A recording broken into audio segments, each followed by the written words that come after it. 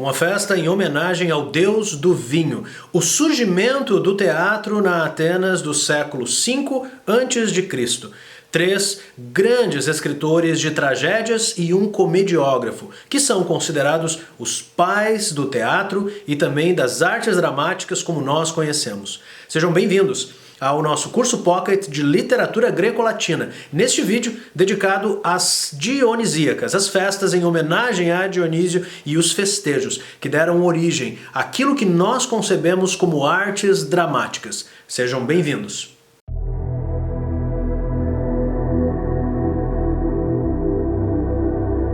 Eu sou o Enéas Tavares, professor na Universidade Federal de Santa Maria, e nesse vídeo nós vamos estudar um pouco a respeito do surgimento do teatro. Se você gosta desse conteúdo, não esqueça de deixar o seu like ou deixar um comentário, se inscrever no canal e acionar o sininho para receber novas notificações quando nós publicarmos um novo vídeo. Hoje nós vamos tratar das Dionisíacas, as festas que dominaram a cidade de Atenas do V século a.C.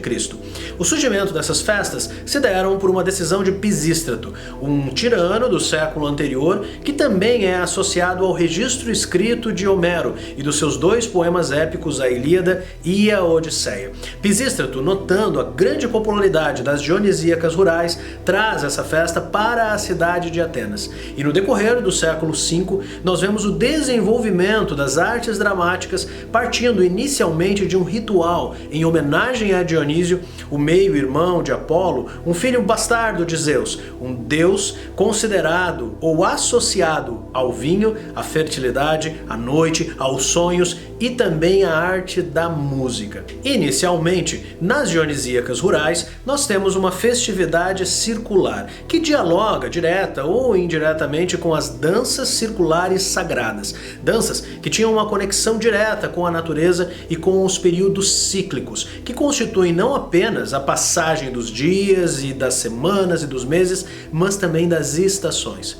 Dessa organização circular, constituída de um sacerdote que sacrificava um bode em homenagem a Dionísio e de um grupo de sátiros que dançavam e cantavam ao redor desse sacerdote, nós temos uma organização de pessoas que prezavam, que admiravam e que festejavam o deus Dionísio e também os seus surtos, que poderiam ser propiciados não apenas pela presença do próprio deus, como também pelo consumo de vinho.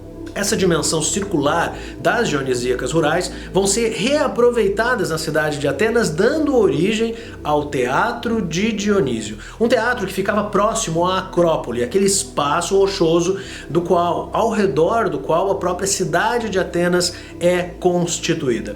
A Acrópole recebe no seu topo os principais templos em homenagem aos deuses olímpicos, como Zeus, Atena, Hera e o próprio Apolo. Perto da Acrópole nós temos um pequenino templo em homenagem a Dionísio. E entre esse templo e a Acrópole, com os templos em homenagem aos deuses olímpicos, nós temos a construção do primeiro teatro, que vai usar justamente a lateral da Acrópole como parte de construção para a sua audiência. Inicialmente, o teatro de Dionísio era mais rudimentar, com uma pequena formação circular que permitia com que o coro de dançarinos ou de sátiros ou faunos, as criaturas míticas que pretensamente acompanhavam Dionísio, pudessem dançar ao redor do sacerdote. Com o passar do tempo, esse primeiro diálogo de um coro de sátiros com o sacerdote que sacrifica um animal a Dionísio vai se transformar num diálogo. E esse diálogo em um diálogo dramático, dando origem ao primeiro personagem que vai, nas primeiras tragédias, dialogar justamente com os integrantes do coro. Com o passar do tempo, esse teatro vai expandir, ele vai crescer, vai receber não mais 300, 400 pessoas, e sim de 4 a 6 mil pessoas. De um lado, com um auditório de pedra e do outro lado com a esquiné. A palavra grega para tenda, que inicialmente era o lugar onde os atores entravam para trocar as máscaras. Com o passar do tempo, a esquiné vai se transformar numa construção à parte, dando origem ao nosso futuro palco, ou a cena, que nós testemunhamos em um teatro até os dias de hoje. Nesse primeiro momento, o coro vai ser fundamental e muitas vezes nós teremos algumas peças em que o coro vai nomear o próprio título. Os personagens estarão ali para conversar com o coro, como nós notamos em algumas peças de Ésquilo, por exemplo, e mesmo em As Bacantes de Eurípides. Com o passar do tempo, o coro vai diminuir a sua importância e os personagens vão se multiplicar, passando a conversar não apenas com o coro, mas também entre eles. Esse desenvolvimento de diminuição do coro e aumento da importância dos personagens, nós notamos na passagem de Ésquilo, o primeiro tragediógrafo, passando por Sófocles e chegando a Eurípides, que é um tragediógrafo considerado por muitos como um pré-moderno, como aquele que daria origem a um tipo de complexidade dramática que nós veríamos no teatro nos séculos posteriores. O teatro ateniense, ele também constituía algumas peculiaridades. Como eu mencionei antes, é um teatro de máscaras. Personagens trágicos usam máscaras relacionadas à tragédia, que denotam sofrimento, pesar, tristeza, revolta, ao passo que personagens cômicos usam máscaras cômicas. Máscaras grotescas, também assustadoras, mas sobretudo risonhas, que vão expressar no esgar de um sorriso extremado o absurdo das situações. As dionisíacas, no contexto ateniense, correspondiam a um festival de 5 dias durante o ano. Durante todo o ano, os atenienses se preparavam para a apresentação dessas peças, culminando com a premiação, tanto para poetas quanto para atores, como também para aqueles que produziam e dirigiam os espetáculos. Além disso, esse fenômeno, não apenas cultural, quanto religioso, como também social, vai dar origem a uma série de artimanhas ou de ferramentas que vão auxiliar os profissionais das artes dramáticas a apresentar os seus dramas. No caso do contexto ateniense, nós temos 2 dispositivos considerados primitivos efeitos especiais. Um deles é a mekané, uma espécie de guindaste que içava ou retirava os atores, sobretudo atores que interpretavam deuses, para dentro ou para fora do palco. É da mekané que vem a expressão Deus ex machina, o Deus da máquina, o Deus que chega dos céus, literalmente, para resolver alguma dificuldade ou alguma complicação durante a encenação dramática. Além disso, o esquiné, ou o palco ateniense, permitia a acocleima, que era um dispositivo mecânico que automaticamente abria as portas do palco e revelava, através de um palco movediço, o que estava acontecendo no interior do palácio. Nós podemos ver isso em Agamemnon, por exemplo, quando as portas se abrem e nós vemos que lá no interior do palácio estão os corpos de Agamemnon e de Cassandra, que acabaram de ser assassinados por Clitemnestra, entre vários outros exemplos que nós poderíamos citar da utilização de mekané e de acocleima. Isso para termos ideia da complexidade desse espaço cênico e também dessa apresentação dramática. Há pouco eu mencionei uma audiência entre 4 a 6 mil pessoas. Uma das perguntas que nós nos fazemos é como a audiência escutava o que estava sendo encenado lá no palco. Uma das respostas a essa pergunta é a própria forma arquitetônica do teatro. Os atenienses intuíam que a construção do teatro num formato cônico permitia a expansão da voz.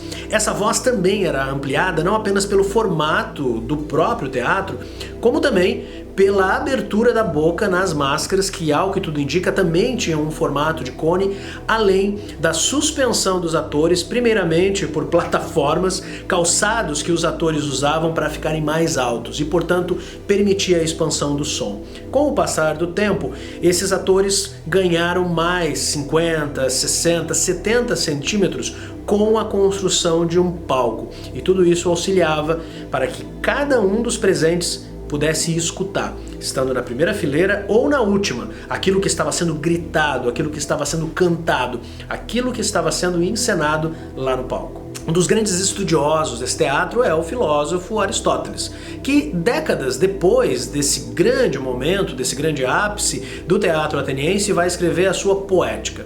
Na sua Poética, Aristóteles vai diferenciar a poesia dramática da poesia épica e vai mencionar também muito rapidamente a existência de um terceiro gênero, a poesia lírica. No caso da poesia dramática, Aristóteles vai dizer que esses três grandes autores, Ésquilo, Sófocles e Eurípides, foram responsáveis pelo aprimoramento do jogo dramático.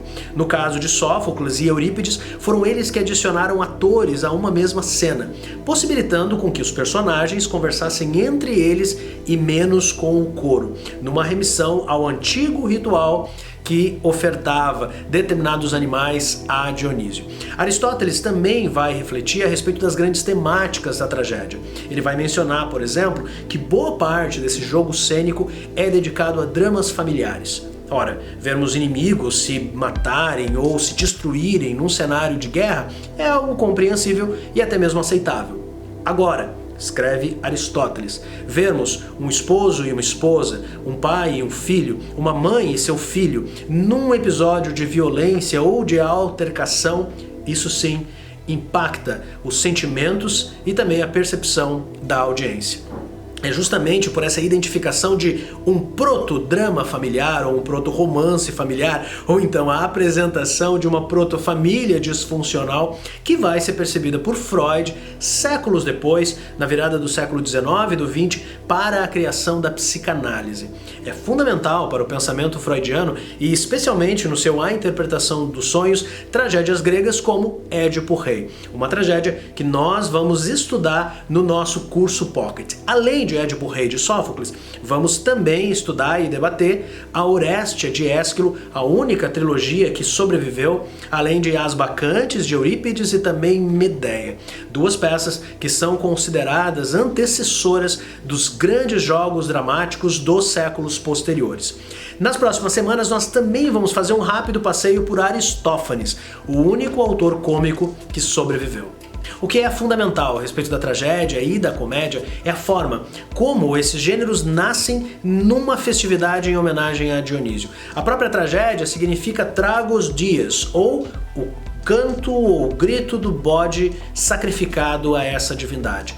Por outro lado, comédia significa comos dias, ou o grito ou o canto de alegria do povo, de uma coletividade.